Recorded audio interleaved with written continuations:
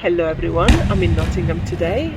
My quest in search for Richard III today brought me to the Tower of London. My search for Richard III is taking me today to Leicester. The last step of my visit is taking me to Bosworth Battlefield. The last of the House of York and the last Plantagenet. Was he a hero or a villain? Hello everyone, I'm in Nottingham today and I'm walking in the footsteps of Richard III.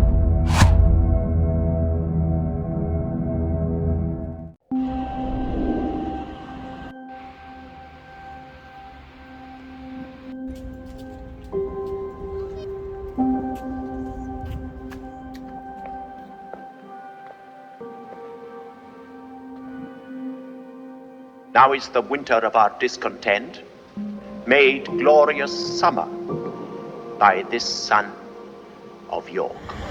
We all know Shakespeare's depiction of Richard III, a ruthless hunchback hungry for power who had murdered his nephews just to get to the throne. Richard, Duke of Gloucester, in a castle right behind me. There's not much left of the original castle, just the entrance and the walls all around it. From here, in 1483, Richard, Duke of Gloucester, left for London in order to intercept the two princes, future Edward V and his brother Richard, on the way to the Tower of London to get ready for the coronation, after the death of Richard's brother Edward IV.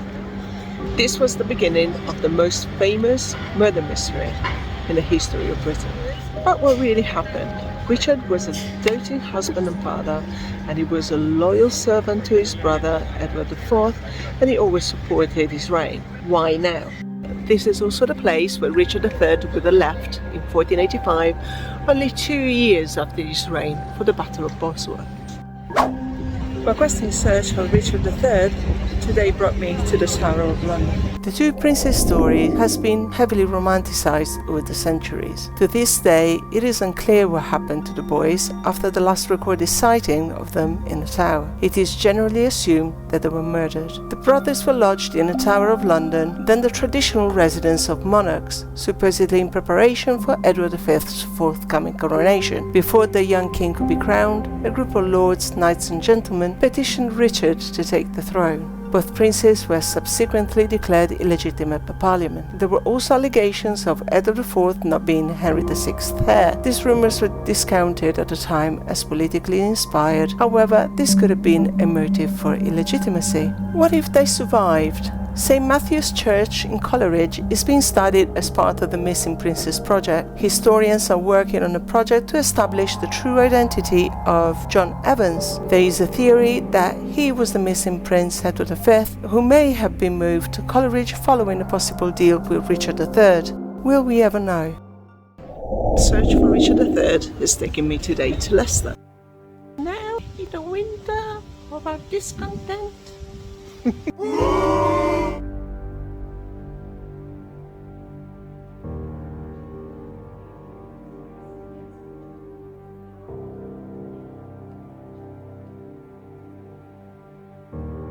Why Leicester? Richard spent the night in Leicester in August 1485 before leaving Port Bosworth, and he stayed at the Blue Boar Inn, which no longer is here, unfortunately. Opposition to Richard's rule grew, coalescing around Henry Tudor, the last Lancastrian claimant to the throne. Finally, in 1485, the long-awaited invasion occurred. Richard marched out to confront Henry's army on the 22nd of August in what would become a pivotal moment in English history. Richard was the last English monarch to die in battle. His body was stripped naked and put on the back of a horse and paraded into the streets of Leicester, and he was handed over to a Franciscan order, who buried him right behind here. During the dissolution of monasteries under Henry VIII, the church was dismantled, and that's where Richard III remained undisturbed until 2012. News headlines: the king in the car park, the secrets Richard III took to his grave as his final resting place is revealed.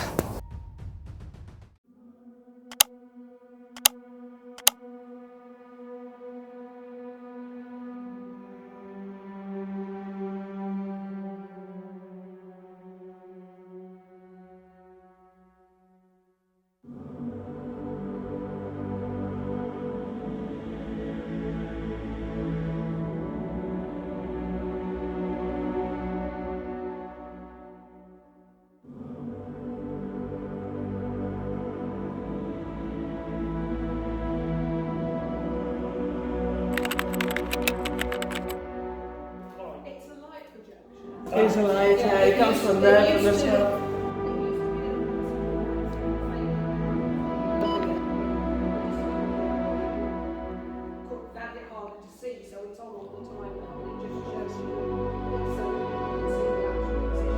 Look.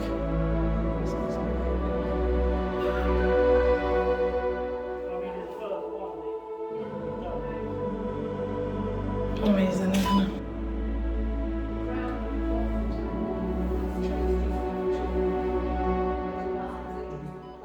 Just turn yourself off, it's misbehaving. Not having it, you turn yourself off again.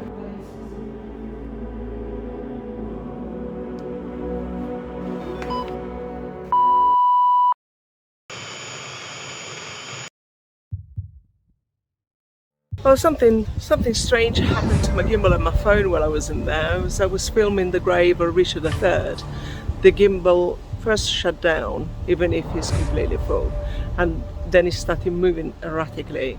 Scared the life out of me, and I had to switch the gimbal off and start recording by hand so that this thing would stop moving. It was absolutely insane. Unfortunately, the cathedral is closed today. It's closed until further on during the year because they are fixing the roof. So we'll definitely be back and pay a visit to the grave of Richard III. And now we're moving on to Bosworth.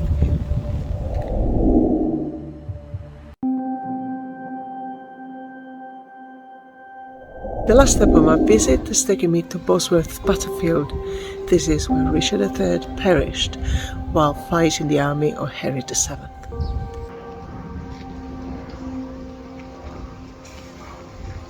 Right behind me is the field where allegedly the Battle of Bosworth took place. Between 2005 and 2010, the Leicestershire County Council and the Battlefield Trust tried to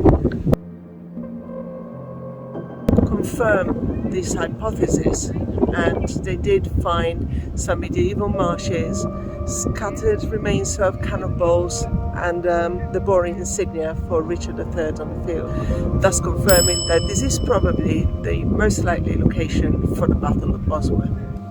Canal, windmill, where he was killed, and if you continue like this, you have the cannonballs scattered and there's a third alleged site.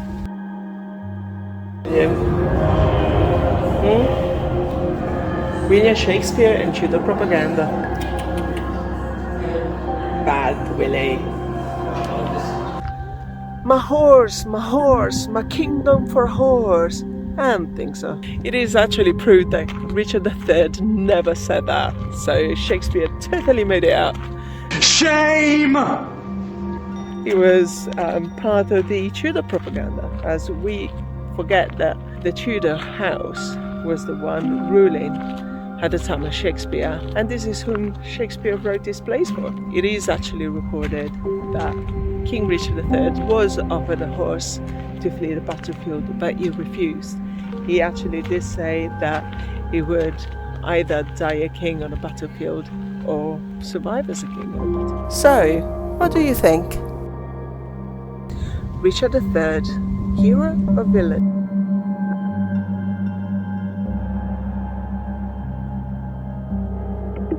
Here at Bosworth Battlefield is where our journey ends. I hope you enjoyed it, and if you did, please give us a thumb up, subscribe if you find yourself coming back to this channel, and I shall see you again in the next video. Thanks for watching. Bye!